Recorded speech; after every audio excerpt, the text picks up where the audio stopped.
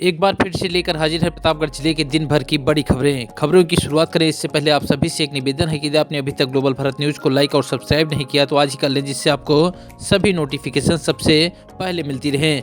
चलिए देर न करते हुए करते हैं आज की पहली बड़ी खबर सदर इलाके से, जहां प्रतापगढ़ जिले में माहौल बिगाड़ने की साजिश को पुलिस ने नाकाम कर दिया। शहर के चौक घंटा घर में सुबह शनिवार एक युवक गुंबद पर चढ़कर सनातनी ध्वज हटाकर हरे रंग का झंडा फहरा दिया। इसके बाद वह रिक्शा से चला गया। पुलिस चौकी के बगल में हुई घटना से पुलिस प्रशासन में हड़कंप मच गया।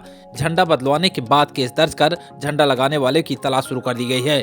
इसके लिए पुलिस की 4 टीमें आरोपितों की तलाश में लगाई गई है। बता दें कि चौक में सुबह 7:30 बजे चारों सड़क पर लोग अपने काम में मशगूल थे। दुकानें भी खुलने लगी और लोगों की आवाजाही भी जारी थी। इसी बीच चौक में लगी सीढ़ियों से एक युवक हाथ में झंडा लेकर गुंबद पर चढ़ गया। उसने सनातनी ध्वज हटाया और दूसरा झंडा फहरा दिया। कुछ लोग उसकी हरकत देख रहे थे। वह आराम से नीचे उतर आया, लेकिन करीब ही स्थित पुलिस चौकी के कर्मियों की नजर उस पर नहीं पड़ी। स्थानीय लोगों के अनुसार गुंबद से उतरने के बाद उसने एक दुकान पर चाट भी खाई। 1-2 लोगों ने उससे बातचीत भी की। इसके बाद वही रिक्शा पर बैठकर चला गया। जानकारी होते ही मकंदूगंज पुलिस चौकी के कर्मियों के होश उड़ गए। पुलिस कर्मी पहुंचे और मजदूर को गुंबद पर चढ़कर फिर से पुराना ध्वज लगवाया। शहर कोतवाल आनंदपाल सिंह सीओ सिटी वैस मौके पर पहुंचे और आरोपित को चिन्हित करने के लिए आसपास लगे सीसीटीवी कैमरों की फुटेज चेक किया। अपर पुलिस अधीक्षक ने बताया कि मामले में अज्ञात के खिलाफ एफआईआर दर्ज की गई है। आरोपित को चिन्हित कर गिरफ्तारी के लिए नगर कोतवाली, मकंदूगंज सर्विलांस सेल और स्वाट टीम जुटी है। थाना कोतवाली नगर जनपद प्रतापगढ़ के अंतर्गत आज दिनांक 10/2/2024 को करीब 7:30-8 बजे दिन में सुबह ये जानकारी में आया कि घंटाघर पे एक हरे रंग का झंडा किसी ने लगा दिया है। इस पे तत्काल पुलिस पहुंच के और झंडे को उतरवा दी और अभी उसमें सीसीटीवी फुटेज खंगाली जा रही है। टीमों का गठन कर दिया गया है। अज्ञात व्यक्ति के विरुद्ध अभियोग पंजीकृत करके आवश्यक विधिक कार्रवाई की जा रही है।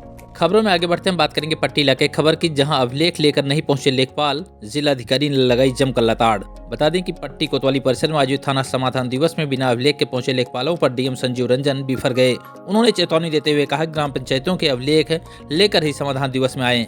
समाधान दिवस में डीएम एसपी के सामने अपनी शिकायत करने के लिए पहले से ही दर्जनों फरियादी कोतवाली परिसर में बैठकर इंतजार कर रहे थे। जैसे डीएम संजीव रंजन और एसपी सतपाल अंतिल पहुंचे, शिकायत करता बारी बारी से अपनी बातें रखने लगे। अफसरों के सामने कुल 11 शिकायतें आई, जिनका निस्तारण करने का आश्वासन दिया गया।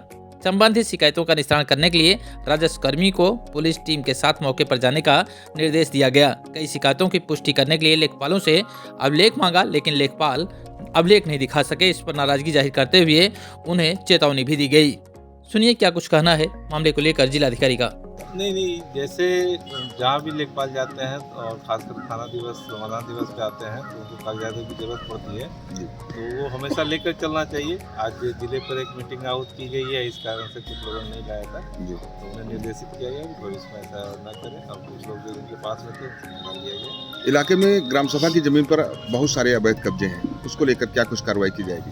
ग्राम सभा के जमीन को लेकर सभी लोग को निर्देशित किया गया है। जितने भी रेवेन्यू के हमारे स्टाफ हैं, तहसीलदार से लेकर नीचे तक, तो उनको हम मिलान कर लें। मिलान करके जो भी जमीनें अगर अनधिकृत रूप से कब्जा की गई है। खबरों में आगे बढ़ते हैं, बात करेंगे बागराय थाना क्षेत्र की खबर की, जहां नाले में मिला युवक का शव। 2 पर दर्ज हुआ हत्या का केस, पुलिस ने शुरू किया मामले की जांच। बता दें कि बागराय के मलाक तिल्हाई गांव के जय किशन गौतम का बेटा बालचंद गौतम 5 बहन और 2 भाइयों में चौथे नंबर पर था। शुक्रवार शाम करीब 6 बजे मवेशियों से खेत की रखवाली की बात कहकर वह घर से निकला, लेकिन रात में नहीं लौटा। परिजन उसकी तलाश करते रहे, लेकिन मोबाइल स्विच ऑफ मिला। सुबह करीब 8 बजे गांव के बच्चे 400 मीटर दूर नाले के पास गए तो उसका शव देखा। बच्चों ने उसकी पहचान करी और परिजनों को भी सूचना दी। गांव के लोगों की भारी भीड़ एकत्रित हो गई।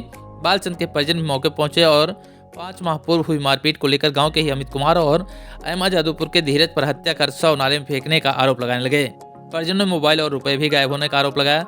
पुलिस ने बालचंद की मां कैमहन की तहरीर पर अमित कुमार और धीरज के खिलाफ हत्या का केस दर्ज कर शव को पोस्टमार्टम के लिए भेज दिया। सुनिए क्या कुछ कहना है इस मामले को लेकर अपर पुलिस अधीक्षक पूर्वी का।